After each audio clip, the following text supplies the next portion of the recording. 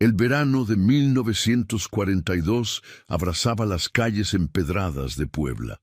Manuel Juárez descendió del autobús con su pequeña maleta de cuero, sintiendo el peso de los años lejos de su tierra. Había partido hacia Ciudad de México, siendo apenas un muchacho, y regresaba ahora a sus 35 años, con el rostro marcado por una guerra que nunca le perteneció. Como muchos mexicanos, se había alistado voluntariamente en el ejército estadounidense tras el ataque a Pearl Harbor, convencido de que combatir el fascismo era una causa noble. Lo que encontró en el frente europeo fue solo muerte y desolación. El aire de Puebla olía diferente. Entre el aroma a tierra mojada y jazmines, Manuel percibió algo más, algo que le recordaba a su infancia. El inconfundible olor dulzón de la nevería de don Esteban. Siguiendo ese recuerdo, caminó por las calles estrechas hasta encontrarse frente al local que tanto había frecuentado de niño. La fachada azul descolorida de la nevería de don Esteban permanecía prácticamente igual, con su letrero de madera tallada y las pequeñas mesas de hierro forjado en la entrada. Al abrir la puerta, el tintineo de la campanilla anunció su llegada. El interior estaba fresco, protegido del calor inclemente, y varios clientes saboreaban helados de colores vibrantes. «Manuel Juárez, ¿eres tú, muchacho?». La voz áspera y familiar hizo que Manuel se girara hacia el mostrador. Allí estaba don Esteban, más encorvado y con el cabello completamente blanco, pero con la misma sonrisa afable que recordaba. «Don Esteban», respondió Manuel, estrechando la mano callosa del anciano. «Ha pasado mucho tiempo. 17 años. Te fuiste siendo un chamaco flacucho y regresas hecho un hombre». Don Esteban lo examinó de arriba a abajo. «Dicen que estuviste en la guerra». Manuel asintió sin entrar en detalles. «Regresé hace 3 semanas a México. Decidí volver a Puebla para ocuparme de la casa de mi tía Dolores». Don Esteban asintió con solemnidad. «Lamento lo de doña Dolores. Era una gran mujer. Su fallecimiento conmocionó al barrio». Mientras hablaban, Manuel observó el negocio. Aunque mantenía su esencia, notó pequeños cambios. Nuevos sabores en el menú, una máquina heladera moderna en una esquina y, sobre todo, la presencia de una joven de unos 20 años que atendía a los clientes con eficiencia. «Mi nieta Carmela», explicó don Esteban, siguiendo su mirada. «Me ayuda desde que su abuela falleció. El negocio ha prosperado gracias a ella y a mi receta especial». «¿La misma receta secreta de siempre?», preguntó Manuel con nostalgia. El anciano sonrió enigmáticamente. «Mejorada. Los helados de don Esteban son ahora los más famosos de Puebla. Tenemos clientes que vienen desde Tlaxcala solo para probarlos». Mientras saboreaba un helado de vainilla con canela, Manuel sintió una extraña mezcla de familiaridad y desconcierto. El sabor era inconfundiblemente el que recordaba de su infancia, pero había algo más, un regusto peculiar que no lograba identificar, dulce, intenso y perturbador de alguna manera que no podía explicar. «¿Qué le parece?», preguntó don Esteban observándolo fijamente. «Delicioso», respondió Manuel, aunque diferente a como lo recordaba. «Todo cambia, hijo, nada permanece exactamente igual». El anciano limpió el mostrador con un trapo. «¿Te quedarás mucho tiempo en Puebla?». «Indefinidamente. La guerra me enseñó que el hogar es algo precioso». Al salir de la nevería, Manuel no pudo evitar mirar hacia atrás. Don Esteban lo observaba desde la ventana con una expresión indescifrable. Por un instante, creyó ver algo siniestro en aquellos ojos ancianos, pero lo atribuyó al cansancio del viaje y a los recuerdos de la guerra que aún lo atormentaban. No sabía entonces que acababa de dar el primer paso hacia un horror que ni las trincheras europeas le habían preparado para enfrentar. La casa de tía Dolores, situada a pocas calles de la catedral, era un edificio colonial de 2 plantas, con un pequeño patio interior donde crecían bugambilias y un limonero. Manuel pasó los primeros días limpiando y ordenando las pertenencias de su tía, encontrando fotografías amarillentas y cartas que narraban una vida solitaria, pero digna. Una semana después de su llegada, mientras compraba pan en la panadería local, escuchó por primera vez los rumores. Dicen que desde que empezó a usar su ingrediente especial, nadie puede resistirse a sus helados, comentaba una mujer mayor a otra mientras esperaban su turno. Mi comadre Josefina me contó que su hijo pequeño tuvo pesadillas durante 3 noches después de comer uno de esos helados de limón, respondió la otra en voz baja. Soñaba con gente muerta llamándolo. Manuel fingió examinar los bolillos mientras aguzaba el oído. Lo que me parece extraño es que empezara a tener tanto éxito justo después de que el panteonero Ramírez desapareciera, continuó la primera mujer. ¿Te acuerdas? Hace unos 5 años. Supersticiones, intervino el panadero, un hombre robusto de bigote espeso. Don Esteban es un buen cristiano, va a misa todos los domingos y contribuye generosamente con la parroquia. Sus helados son los mejores porque se esfuerza en hacerlos bien, no por brujerías. Las mujeres callaron, pero intercambiaron miradas significativas antes de pagar y marcharse. Esa misma tarde, Manuel decidió visitar el mercado principal. Entre los puestos de frutas, verduras y artesanías, encontró a Carmela, la nieta de don Esteban, comprando flores de cempasúchil. «Para los altares», explicó ella al notar su mirada interrogante. «Abuelo es muy tradicional con las ofrendas a los difuntos, aunque falten meses para noviembre». Manuel la acompañó mientras terminaba sus compras. Carmela resultó ser una joven inteligente y alegre, con una devoción absoluta por su abuelo. Me crió desde que mis padres murieron en un accidente cuando yo tenía 8 años, contó mientras caminaban de regreso. Todo lo que sé sobre la vida y sobre hacer helados me lo enseñó él. ¿También conoces la receta secreta?, preguntó Manuel casualmente.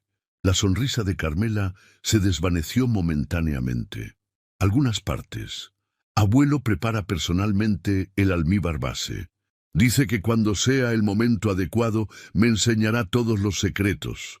Al pasar frente a la iglesia de Santo Domingo, un anciano sentado en las escaleras los observó con intensidad.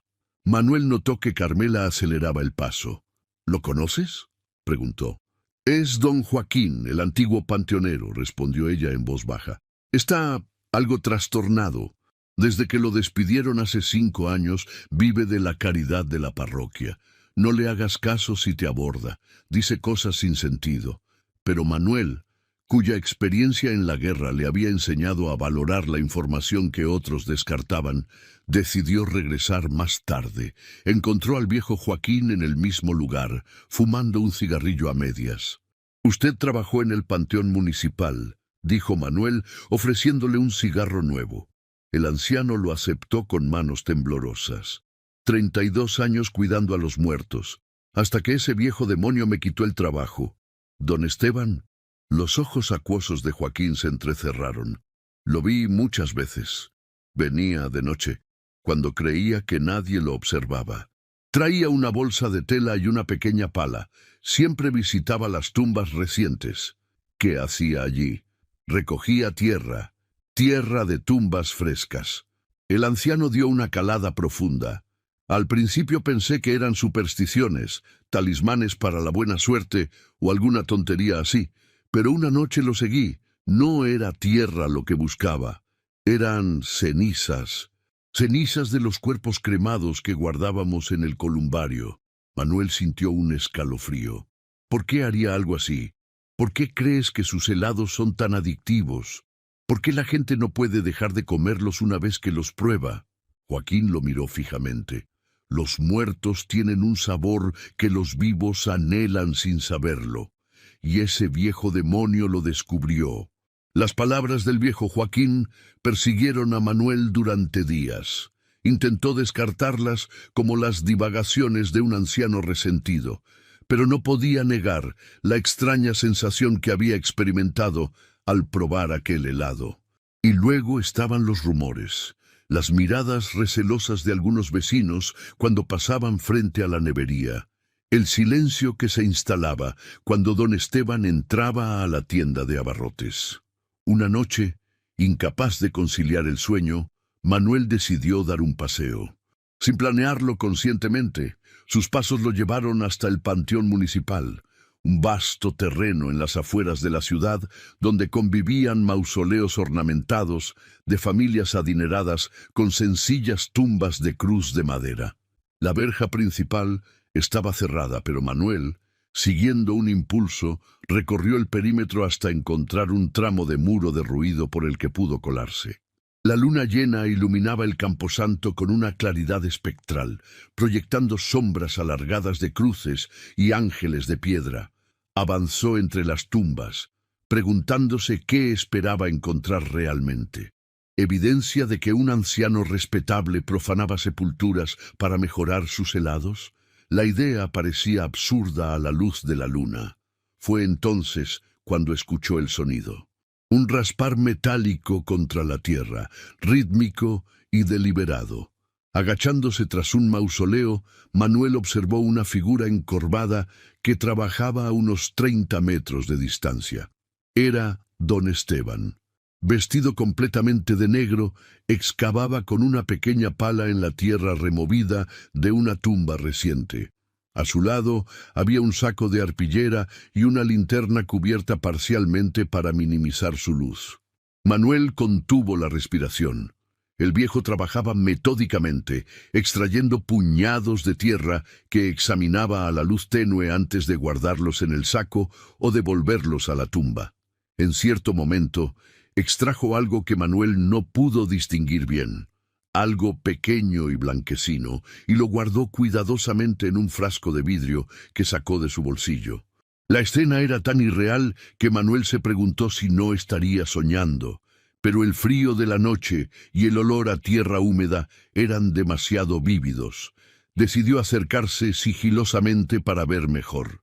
Sin embargo, al moverse, pisó una rama seca que crujió en el silencio sepulcral. Don Esteban se irguió al instante, alerta como un animal cazador.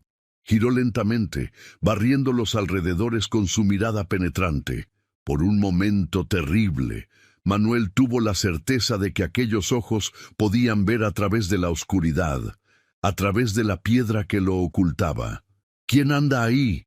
La voz del anciano sonó sorprendentemente firme. Muéstrate, quien quiera que seas. Manuel permaneció inmóvil, apenas respirando. Tras unos momentos de tensión, don Esteban recogió rápidamente sus pertenencias y se alejó con pasos sorprendentemente ágiles para su edad, perdiéndose entre las sombras del camposanto. Cuando estuvo seguro de que el anciano se había marchado, Manuel se acercó a la tumba profanada. Era reciente como había sospechado. La lápida provisional indicaba que pertenecía a María González, fallecida hacía apenas una semana a los 19 años. Junto a la tumba, don Esteban había dejado caer algo en su apresurada partida.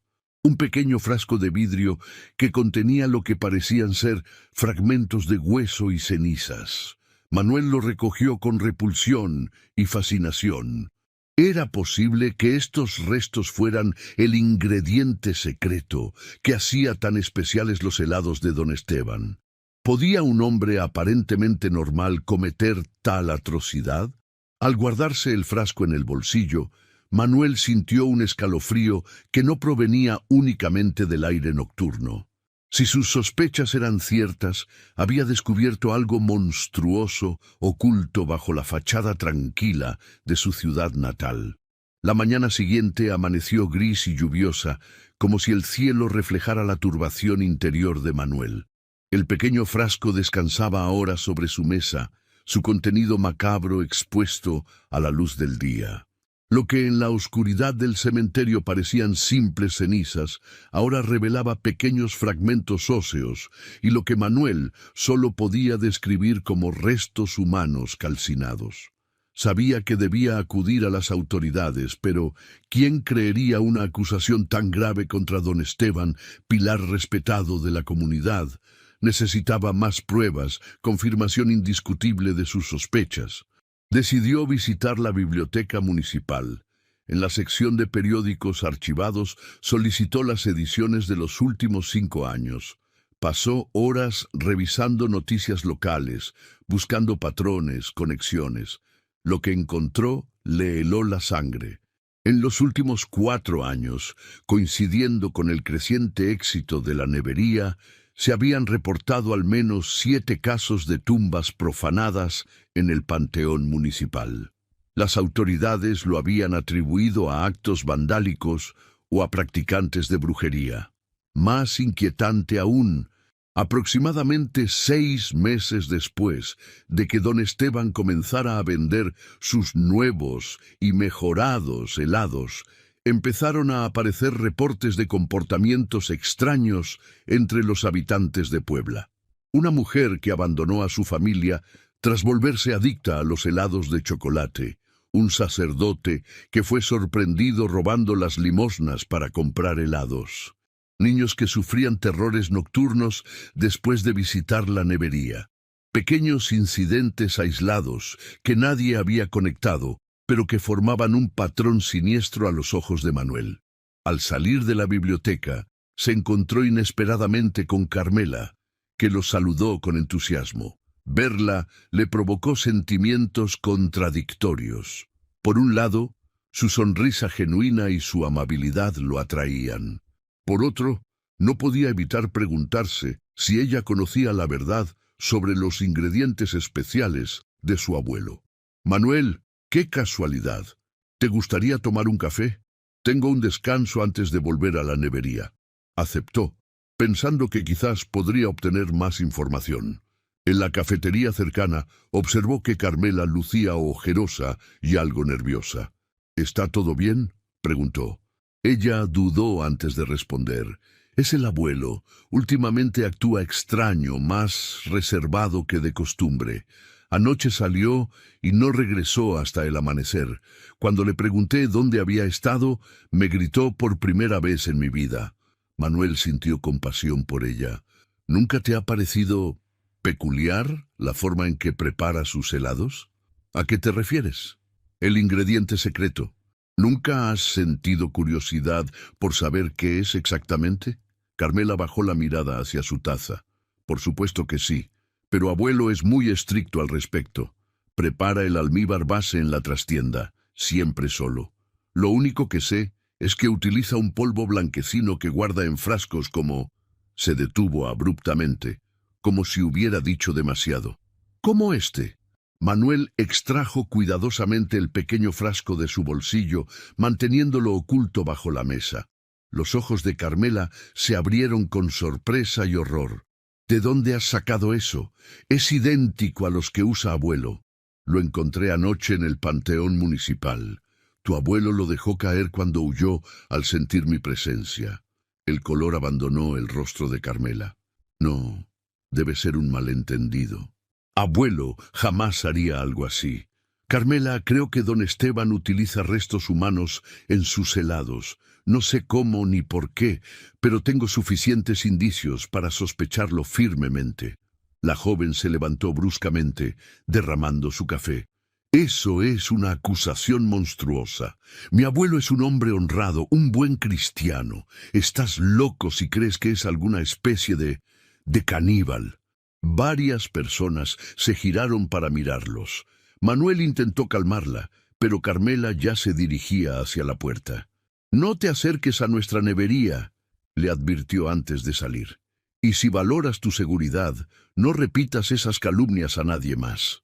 Manuel permaneció sentado, consciente de que acababa de convertir a una posible aliada en una enemiga. Peor aún, había alertado a don Esteban de sus sospechas.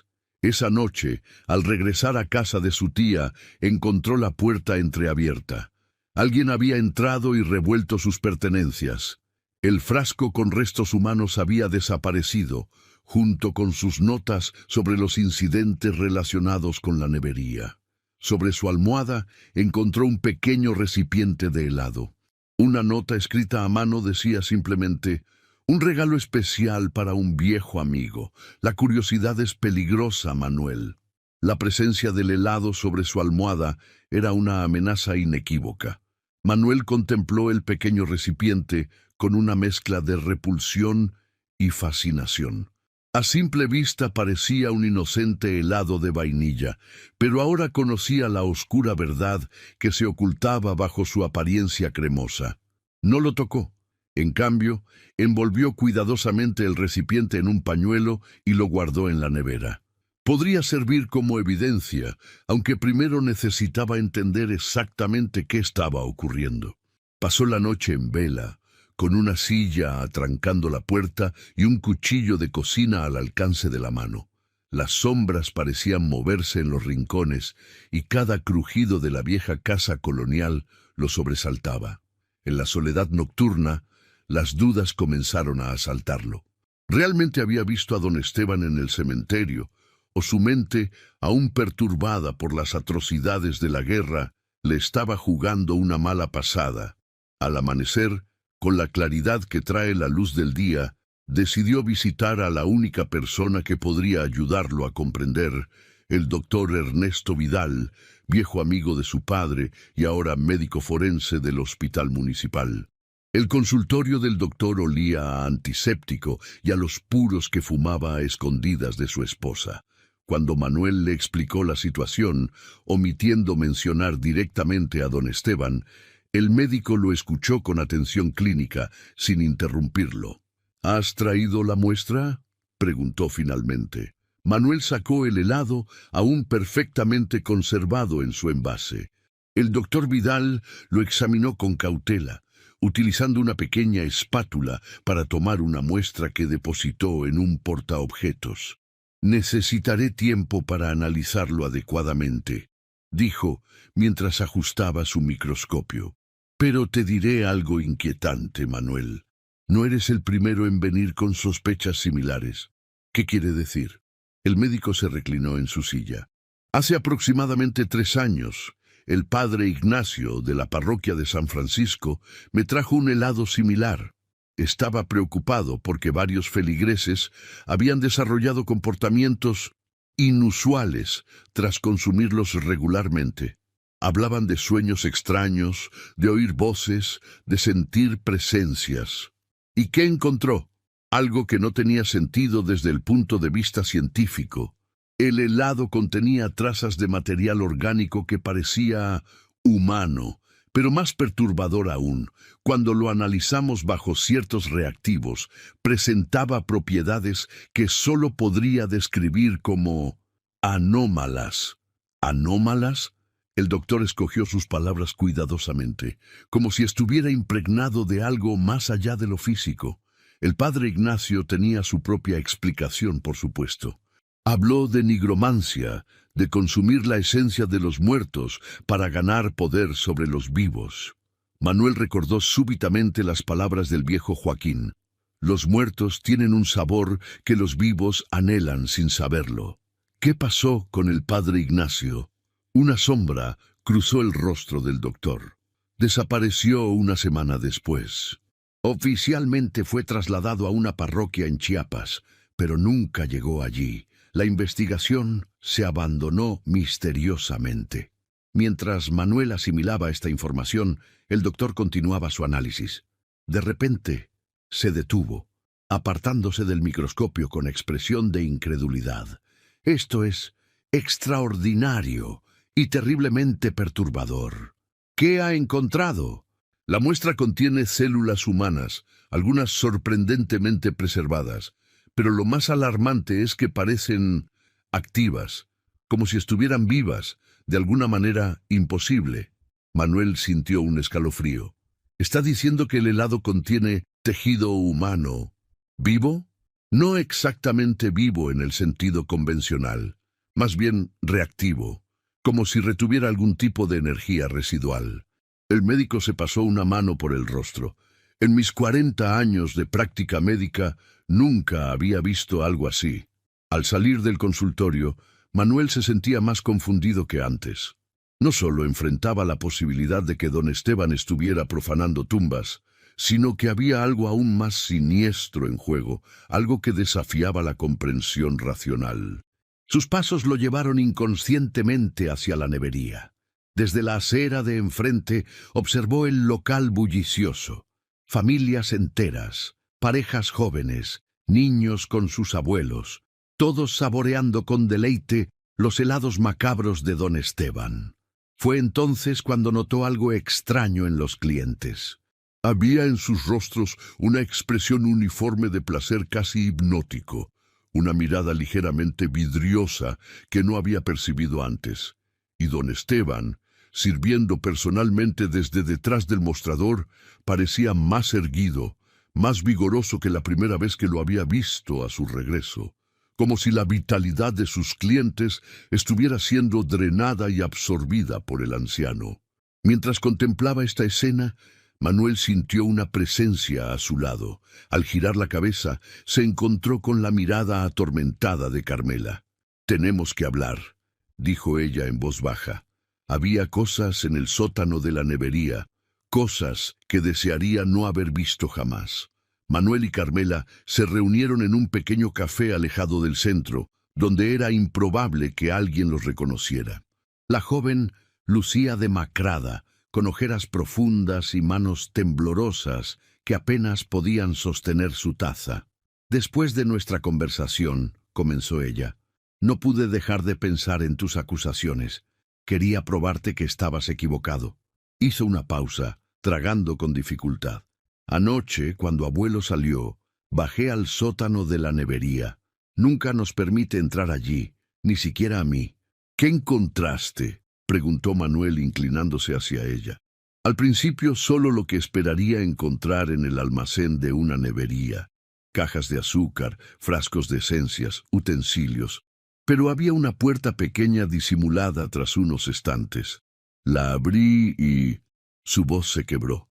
Era como entrar en una pesadilla.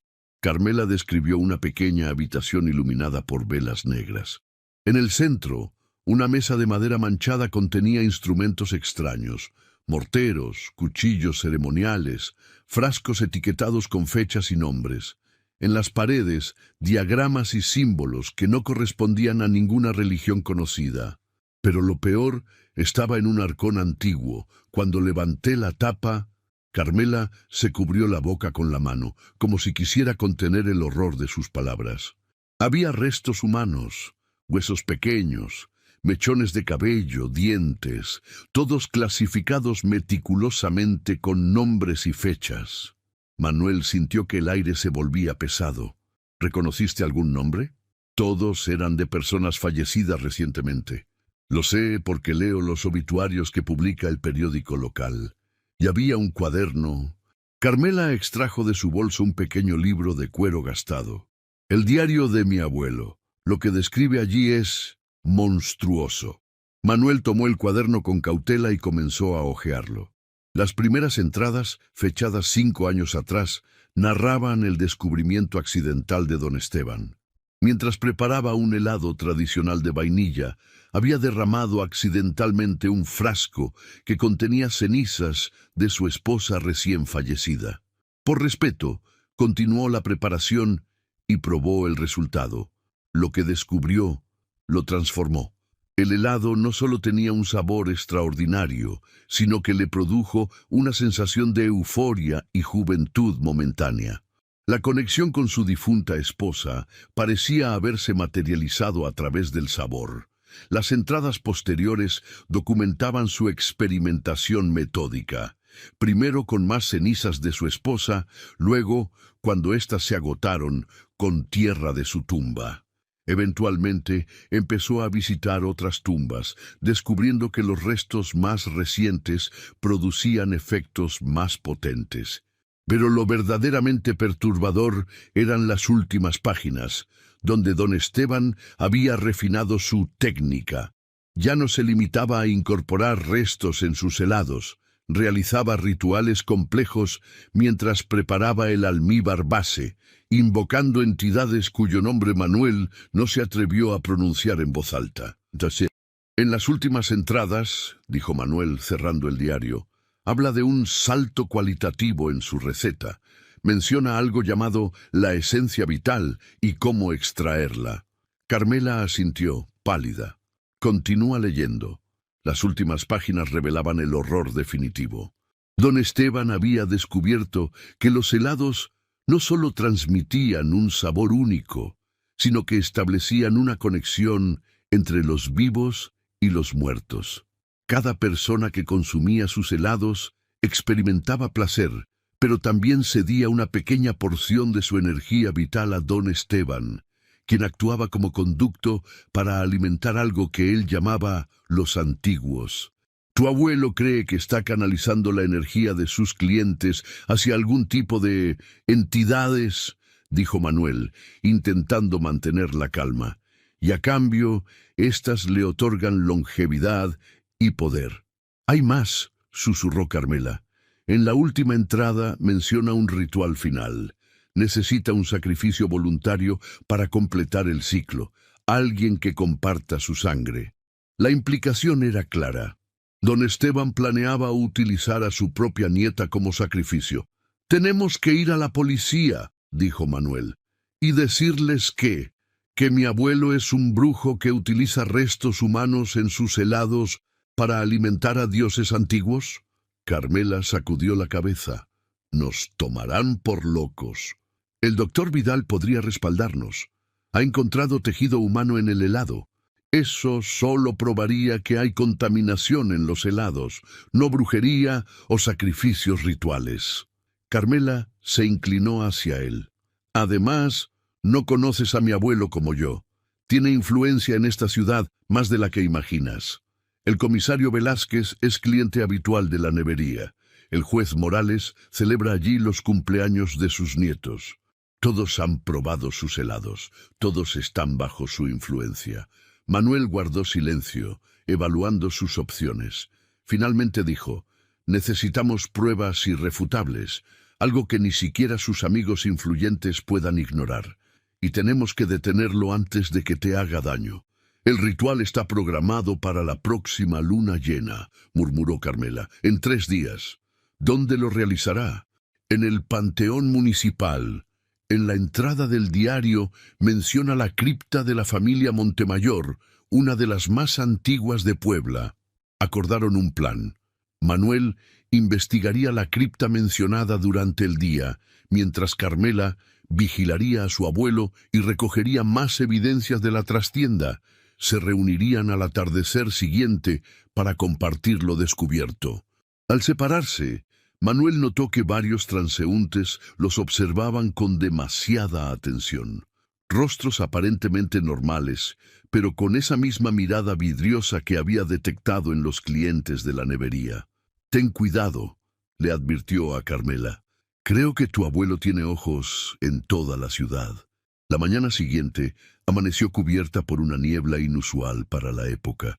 Manuel se dirigió al Panteón Municipal, llevando consigo el diario de don Esteban y una pequeña cámara fotográfica que había pertenecido a su tía Dolores. El panteonero actual, un hombre de mediana edad llamado Ortiz, se mostró sorprendentemente accesible cuando Manuel le explicó que buscaba la tumba de un familiar lejano. La cripta de los Montemayor está en la sección más antigua, hacia el oeste, una construcción impresionante, aunque nadie la visita desde hace décadas. La familia se extinguió en los años 20. Mientras lo guiaba entre lápidas y mausoleos, Ortiz se mostró conversador. Dicen que fue construida sobre un antiguo templo prehispánico. Los albañiles encontraron ídolos y ofrendas cuando cavaron los cimientos. El viejo don Federico Montemayor era un estudioso de costumbres indígenas, coleccionaba artefactos ceremoniales. La cripta resultó ser una construcción neoclásica imponente. Columnas de mármol sostenían un frontispicio decorado con símbolos que combinaban iconografía católica con elementos que Manuel no pudo identificar. La puerta de hierro forjado estaba asegurada con una cadena oxidada y un candado moderno. Alguien ha estado visitando este lugar recientemente. preguntó Manuel. Ortiz dudó antes de responder. El señor Gutiérrez, el de la nevería. Viene a veces, dice que es pariente lejano de los Montemayor y que reza por sus almas. Se rascó la cabeza. Curioso que nunca lo mencionara antes de hace 5 años. Cuando el panteonero se alejó, Manuel rodeó la cripta buscando otra entrada. En la parte posterior, parcialmente oculta por hiedra, encontró una pequeña ventana con barrotes corroídos por el tiempo. Uno estaba lo suficientemente debilitado para ser removido con esfuerzo. El interior estaba sumido en penumbras. Manuel encendió su linterna y se deslizó por la estrecha abertura, cayendo sobre un suelo de piedra fría. La cripta contenía varios sarcófagos dispuestos en nichos alrededor de una sala central. El polvo acumulado de décadas cubría todo, excepto un camino limpio que llevaba hasta el centro de la estancia. Allí, una losa de mármol había sido desplazada, revelando una escalera que descendía hacia la oscuridad. Manuel bajó los peldaños con cautela. El aire se volvía más denso y húmedo a cada paso, impregnado de un olor dulzón y nauseabundo. La escalera terminaba en una cámara subterránea mucho más antigua que la cripta superior. Las paredes estaban decoradas con relieves que representaban figuras humanoides con cabezas deformes, realizando actos de adoración ante seres monstruosos. En el centro de la cámara había un altar de piedra negra pulida. Sobre él, dispuestos en un patrón circular, encontró instrumentos ceremoniales. Un cuchillo de obsidiana, copas de plata ennegrecida, frascos que contenían sustancias que prefirió no examinar demasiado de cerca. Y en el centro, una pequeña máquina heladera anticuada. La blasfema unión de lo antiguo y lo moderno le provocó náuseas. Manuel fotografió meticulosamente cada detalle de aquel lugar profano, cada símbolo grabado en las paredes, cada objeto sobre el altar. Mientras examinaba una inscripción particularmente perturbadora, escuchó un ruido proveniente de la cripta superior. Alguien había entrado, apagó su linterna y se ocultó tras un pilar derruido. Pasos lentos y deliberados descendieron por la escalera. La luz amarillenta de un farol reveló la figura encorvada de don Esteban, quien llevaba un paquete envuelto en tela oscura. El anciano depositó su carga sobre el altar y retiró la tela, revelando un pequeño contenedor metálico. Al abrirlo, un vapor blanquecino escapó, condensándose en el aire frío de la cámara. Don Esteban introdujo una cuchara y extrajo una sustancia que Manuel reconoció inmediatamente: helado. Con movimientos ritualizados, el anciano dispuso el helado en pequeñas porciones sobre puntos específicos del altar. Luego, sacó un frasco similar al que Manuel había encontrado en el cementerio y espolvoreó su contenido sobre cada porción. «Con cada ofrenda me acerco más a vosotros», murmuró don Esteban en un español arcaico. «Con cada alma que prueba vuestra esencia, vuestro regreso se aproxima. Solo falta el sacrificio final, la sangre de mi sangre, para sellar el pacto eterno». Manuel contuvo la respiración mientras el anciano continuaba su macabro ritual. Don Esteban comenzó a recitar palabras en una lengua que no era español, ni latín, ni ningún idioma que Manuel hubiera escuchado jamás. A medida que el cántico avanzaba, el helado sobre el altar empezó a emitir un resplandor tenue, pulsante, como si estuviera vivo. De repente, el anciano se detuvo, olisqueó el aire como un sabueso y giró lentamente la cabeza hacia el lugar donde Manuel se ocultaba. «Puedo sentir tu presencia, intruso», dijo con una voz que no parecía completamente suya. «El miedo tiene un aroma inconfundible. ¿Por qué no te unes a nosotros? Has probado mis creaciones, ya llevas en ti la semilla de los antiguos». Manuel permaneció inmóvil, consciente de que su única ventaja era la oscuridad. Don Esteban avanzó hacia su escondite con el farol en alto. «¿Sabes por qué mis helados son irresistibles, Manuel? Porque satisfacen un hambre que los humanos ni siquiera saben que tienen. El hambre de eternidad, de trascendencia. El anciano seguía acercándose. Los muertos no desaparecen, solo cambian de estado, y yo he encontrado la manera de aprovechar esa transición. En un arranque desesperado, Manuel empujó el pilar semiderruido tras el que se ocultaba. La antigua columna se desplomó con estruendo, bloqueando momentáneamente el paso a don Esteban y permitiéndole correr hacia la escalera. Mientras ascendía precipitadamente los peldaños, escuchó la voz del anciano resonando en la cámara subterránea. «Corre cuanto quieras, Manuel. Esta ciudad es mía. Mis fieles te encontrarán». Cuando Manuel regresó a la casa de su tía, encontró la puerta forzada nuevamente. Esta vez, el intruso había sido más destructivo. Muebles volcados, cajones vaciados, paredes marcadas con símbolos similares a los que había visto en la cripta Montemayor. Un mensaje escrito con algo que parecía sangre seca decoraba el espejo del recibidor. Los antiguos tienen hambre. Manuel recogió apresuradamente algunas pertenencias esenciales y las fotografías que había tomado en la cripta. No podía permanecer allí. La casa ya no era segura. Se dirigió al hotel más cercano, uno suficientemente grande para pasar desapercibido entre los viajeros. Desde allí intentó comunicarse con Carmela, sin éxito. Su inquietud crecía con cada hora sin noticias de la joven. Al anochecer, decidió acercarse cautelosamente a la nevería. Desde la seguridad de un callejón cercano, observó el local.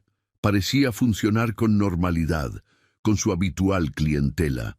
Don Esteban atendía el mostrador como cualquier otro día, sonriendo a los niños y charlando con los adultos. De Carmela no había señales.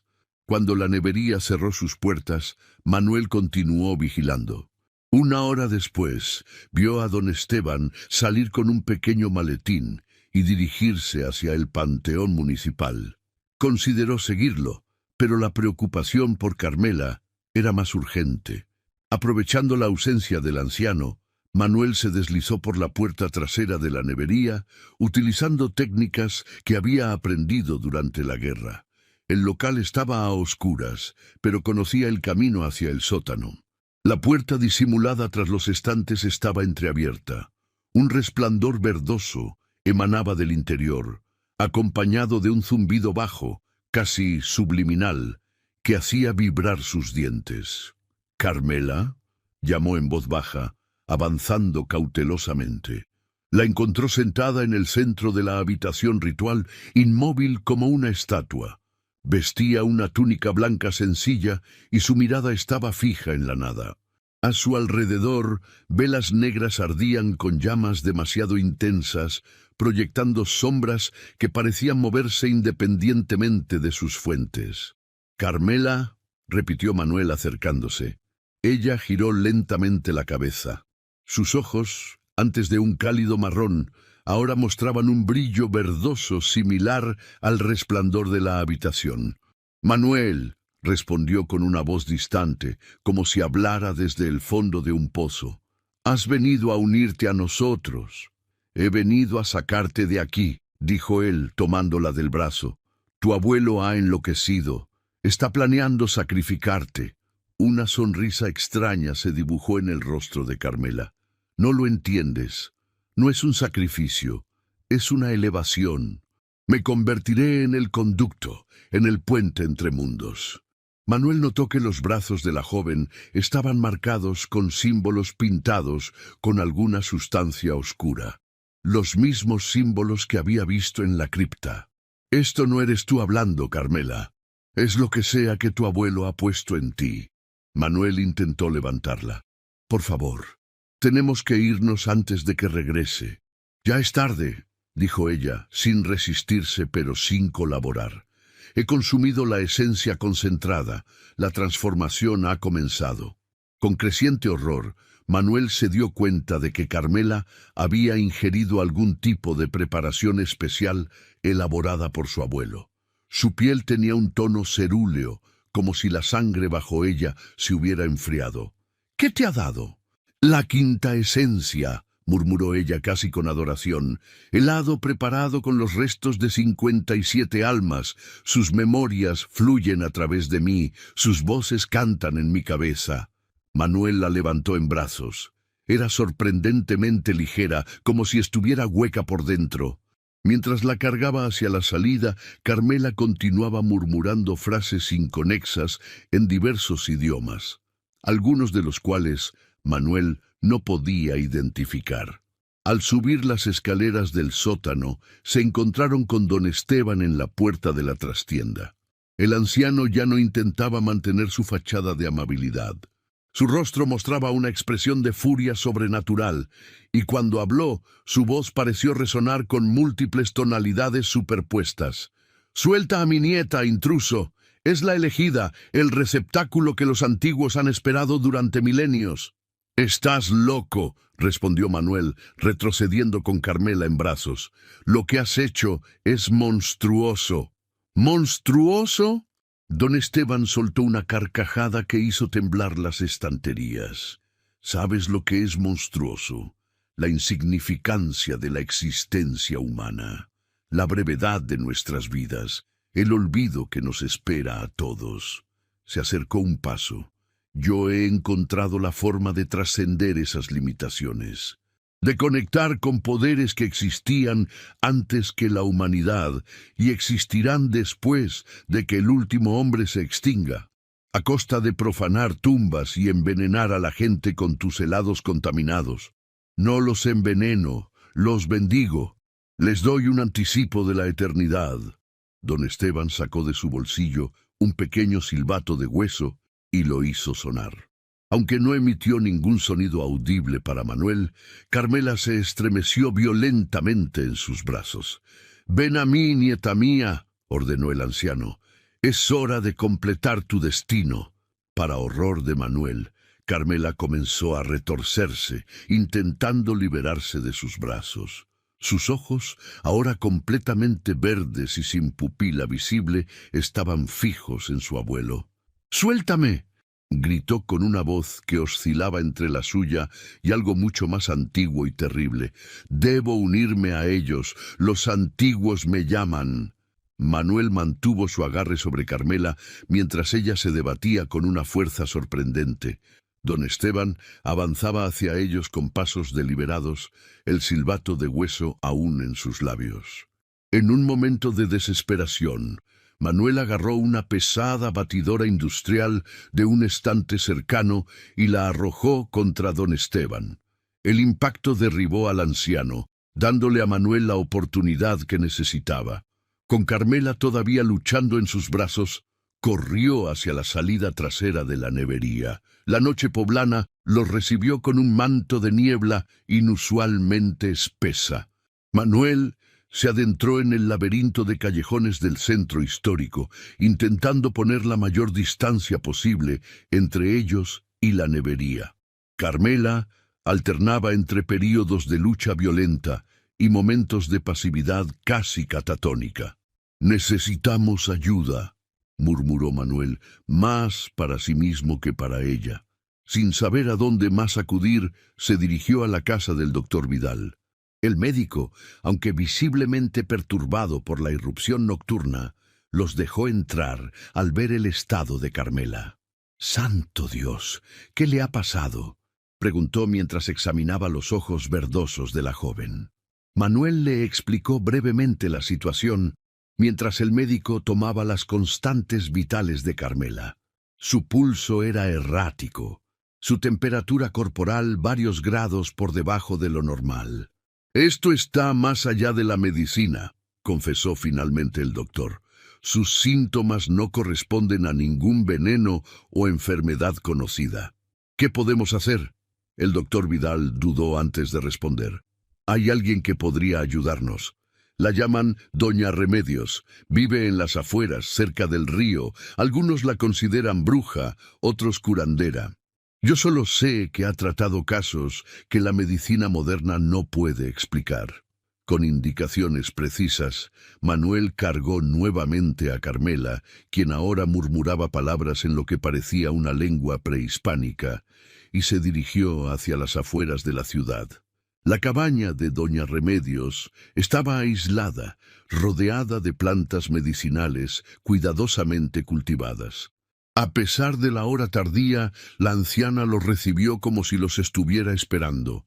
Era una mujer menuda, de piel curtida por el sol y ojos negros penetrantes que parecían ver más allá de lo visible. «Reconozco este mal», dijo tras examinar a Carmela. «Es antiguo, tan antiguo como esta tierra». Mientras preparaba una infusión de hierbas desconocidas para Manuel, doña Remedios explicó: «Lo que conocemos como los Montemayor no eran realmente españoles. Vinieron con los conquistadores, sí, pero traían conocimientos prohibidos del viejo mundo, saberes oscuros que encontraron terreno fértil en las tradiciones de sacrificio de los antiguos mexicanos». La anciana hizo beber a Carmela la infusión que la joven aceptó con sorprendente docilidad.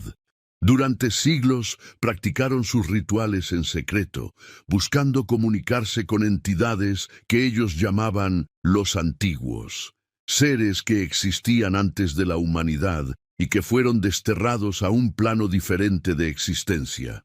¿Y los helados?, preguntó Manuel. ¿Qué tienen que ver con todo esto?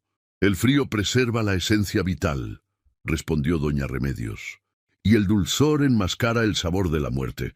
Es un método antiguo, perfeccionado por este heladero diabólico». Examinó las marcas en los brazos de Carmela. «La ha preparado como receptáculo. Su cuerpo servirá como puerta entre mundos durante el ritual final». «¿Cómo la salvamos?» «No puede ser salvada si el ritual se completa. Debemos interrumpirlo antes de la medianoche, cuando la luna llena alcance su cenit». Doña Remedios tomó un pequeño frasco de barro de una estantería. «Esto ayudará a que la muchacha recupere temporalmente el control de sí misma, pero el efecto será breve». Carmela bebió el contenido del frasco y, gradualmente, el brillo verdoso de sus ojos disminuyó. Parpadeó confundida, como despertando de un largo sueño. «Manuel», murmuró, «¿dónde estamos?» «Con alguien que puede ayudarnos», respondió él, aliviado de verla momentáneamente recuperada. «Carmela, necesitamos detener a tu abuelo esta noche». Ella asintió lentamente. «Recuerdo fragmentos. El ritual será en la cripta Montemayor. Abuelo ha estado preparándolo durante años». Sus ojos se llenaron de lágrimas. «No quiero convertirme en lo que él planea. He visto lo que son los antiguos en mis visiones. Son indescriptibles». Doña Remedios intervino. «Para detener el ritual necesitarán esto». Les entregó un pequeño saco de tela roja, sal consagrada, hierbas purificadoras y agua bendita del manantial de Atepetlac. «Deben destruir el altar y esparcir esto sobre los restos». «¿Y don Esteban?», preguntó Manuel. La anciana lo miró con gravedad. «Es poco probable que quede algo humano en él a estas alturas. Los antiguos toman gradualmente posesión de quienes los invocan». Mientras se preparaban para partir, doña Remedios les advirtió: «Tengan cuidado. A estas alturas, gran parte de la ciudad puede estar bajo la influencia de don Esteban. Sus helados han creado vínculos psíquicos con todos los que los han consumido regularmente». Esta advertencia resultó profética. Al acercarse al centro de la ciudad, Manuel y Carmela notaron figuras que los observaban desde las ventanas, siluetas que los seguían a distancia. Rostros aparentemente normales, pero con esa misma mirada vidriosa que Manuel había notado antes. «Están por todas partes», susurró Carmela. «Puedo sentirlos, vigilándonos». La niebla se había espesado, envolviendo las calles en un manto fantasmal. A medida que se aproximaban al panteón municipal, el ambiente se volvía más opresivo, como si el aire mismo tuviera peso. La verja principal estaba abierta de par en par, una invitación silenciosa que resultaba más amenazadora que cualquier obstáculo. En la distancia, pudieron ver luces parpadeantes en la zona más antigua del cementerio, donde se encontraba la cripta Montemayor. «Está comenzando», dijo Carmela, su voz nuevamente teñida de ese tono extraño y distante. Los antiguos se acercan. Puedo sentirlos llamándome. Manuel tomó su mano con firmeza. Resiste, Carmela. Vamos a detener esto. Se adentraron en el camposanto, conscientes de que se dirigían hacia un horror ancestral que había permanecido oculto durante siglos bajo la apariencia inocente de una nevería de barrio. La cripta Montemayor resplandecía con una luz verdosa que emanaba de sus ventanas y rendijas. Un cántico monótono y discordante flotaba en el aire nocturno, mezclándose con el sonido de la brisa entre los cipreses del cementerio. Manuel y Carmela se aproximaron cautelosamente. La puerta de hierro forjado estaba abierta, revelando el interior iluminado por docenas de velas negras. La losa que ocultaba la escalera hacia la cámara subterránea había sido completamente removida. «Tendremos que bajar», susurró Manuel, sosteniendo firmemente el saco de contrarritual que les había entregado doña Remedios. Carmela asintió, aunque su rostro mostraba signos de la lucha interna que libraba. El brillo verdoso comenzaba a regresar a sus ojos. «No queda mucho tiempo», dijo con voz tensa. «Siento como si algo tirara de mí desde abajo». Descendieron por la escalera, el cántico haciéndose más fuerte a cada peldaño. La cámara subterránea se había transformado. Los relieves de las paredes parecían moverse sutilmente, como si las figuras talladas en la piedra cobraran vida momentáneamente antes de volver a su inmovilidad. En el centro, sobre el altar de piedra negra, don Esteban había dispuesto una enorme tinaja de helado, de un blanco inmaculado que contrastaba obscenamente con la oscuridad del ritual. El anciano, vestido con una túnica ceremonial decorada con símbolos arcanos, recitaba frente al altar. A su alrededor, formando un círculo, se encontraban una docena de habitantes de Puebla, todos con la mirada vidriosa y perdida como sonámbulos. Manuel reconoció entre ellos al comisario Velázquez, al juez Morales y a otros ciudadanos prominentes. Todos aquellos que habían disfrutado durante años de los helados especiales de don Esteban. «Carmela», exclamó don Esteban al verlos, interrumpiendo su cántico. «Has regresado a tu destino. Ven, nieta mía, los antiguos te esperan». Carmela dio un paso involuntario hacia adelante, antes de que Manuel la sujetara. «No se acercará a ti», gritó Manuel. «Tu ritual termina esta noche, don Esteban». El anciano sonrió, una sonrisa demasiado amplia para un rostro humano. «Mi nombre no es Esteban. Ese fue solo uno de mis muchos nombres a lo largo de los siglos. Los Montemayor no se extinguieron. Simplemente cambiamos de identidad cuando fue necesario». Con horror, Manuel comprendió la verdad. Don Esteban era el último de los Montemayor, mantenido con vida a través de generaciones mediante los rituales necrománticos que había perfeccionado. «La sangre de mi sangre completará el ciclo», continuó el anciano, extendiendo una mano hacia Carmela.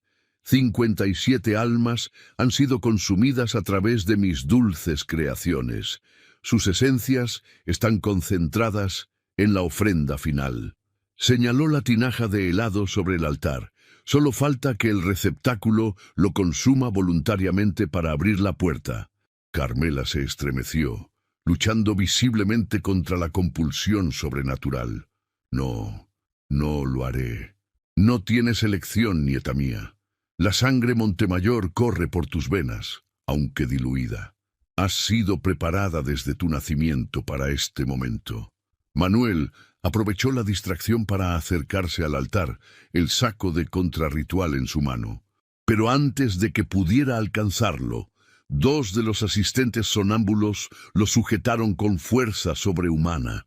Don Esteban se acercó a Carmela y le ofreció una copa tallada en hueso humano, llena del helado ritual. «Bebe y conviértete en la puerta, en el puente entre mundos. Los antiguos te concederán una existencia más allá de la comprensión humana». Los ojos de Carmela, ahora completamente verdes, miraban hipnóticamente la copa. Sus manos se alzaron para tomarla. «¡Carmela, no!», gritó Manuel, luchando contra sus captores. «Recuerda lo que hablamos. Esto no es lo que quieres. Por un instante, Carmela pareció dudar. Una chispa de conciencia regresó a sus ojos. Don Esteban, impaciente, empujó la copa hacia sus labios. «¡Bebe! La medianoche se acerca». En ese momento crítico, Manuel logró liberar un brazo y arrojó el saco de contrarritual. La bolsa golpeó la tinaja de helado, derramando su contenido purificador sobre la ofrenda ritual. Un chillido inhumano escapó de la garganta de don Esteban. La mezcla de sal consagrada, hierbas y agua bendita comenzó a humear al contacto con el helado contaminado. Un olor a putrefacción inundó la cámara mientras la mezcla burbujeaba y se derretía, revelando su verdadera naturaleza, una masa grisácea que contenía fragmentos de hueso y tejido humano. ¡No!, bramó don Esteban con una voz que ya no tenía nada de humana. Siglos de preparación, la tierra comenzó a temblar.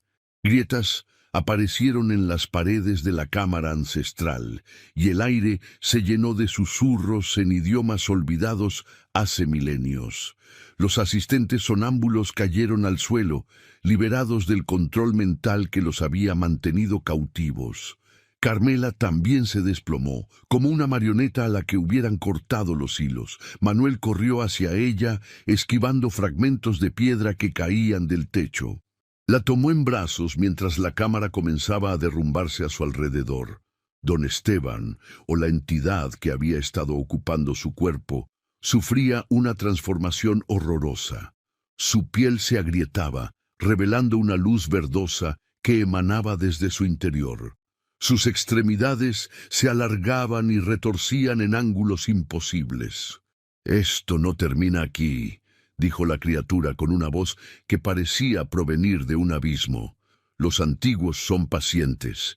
Encontraremos otro conducto, otro servidor». Manuel no se detuvo a escuchar más. Con Carmela inconsciente en sus brazos, corrió hacia la escalera mientras la cámara subterránea se desmoronaba. Detrás de ellos, un aullido de furia ancestral fue ahogado por el estruendo del derrumbe. Lograron salir de la cripta justo cuando ésta se colapsaba sobre sí misma, sellando la entrada a la cámara subterránea y a la entidad que había sido don Esteban. El amanecer encontró a Manuel y Carmela sentados en un banco del Zócalo de Puebla, exhaustos pero vivos. La joven había recuperado la conciencia y sus ojos habían vuelto a su cálido color marrón natural. «¿Ha terminado?», preguntó ella, su voz débil pero nuevamente suya. «Eso creo», respondió Manuel, aunque una parte de él dudaba. Había visto demasiado horror para creer en finales definitivos. En los días siguientes, Puebla pareció despertar de un largo sueño. Los clientes habituales de la nevería de don Esteban reportaron pesadillas recurrentes que gradualmente se desvanecieron. Muchos no recordaban claramente los eventos de los últimos años, como si sus mentes hubieran suprimido memorias demasiado perturbadoras. La nevería permaneció cerrada. Nadie se atrevió a entrar en el edificio, que pronto adquirió fama de estar embrujado. Las autoridades sellaron la cripta Montemayor, declarándola estructuralmente insegura. Un mes después, cuando Carmela se había recuperado lo suficiente para viajar, Manuel le propuso marcharse de Puebla. «Demasiados recuerdos», dijo mientras contemplaban la fachada descolorida de la nevería desde la acera de enfrente. «Podríamos ir a Veracruz o incluso a Ciudad de México». Carmela asintió. Un nuevo comienzo.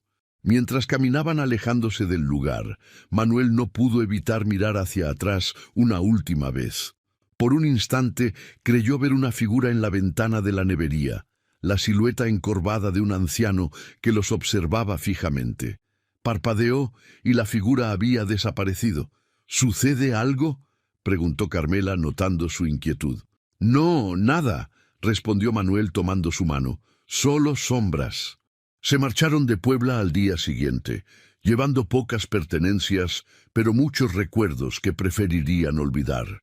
Se establecieron en Veracruz, donde el aire salado del mar parecía limpiar gradualmente los horrores vividos. Manuel encontró trabajo en el puerto, mientras Carmela utilizaba sus conocimientos de repostería, evitando cuidadosamente todo lo relacionado con helados, para abrir una pequeña panadería. Pasaron los meses. Las pesadillas se hicieron menos frecuentes, aunque nunca desaparecieron por completo. En ocasiones, Carmela despertaba gritando en mitad de la noche, murmurando palabras en lenguas que no debería conocer. Manuel la abrazaba hasta que se calmaba, susurrándole que todo había terminado. Pero ambos sabían, en lo más profundo de sus corazones, que algunas cosas nunca terminan realmente. Un año exacto después de los eventos en la cripta Montemayor, recibieron una carta sin remitente.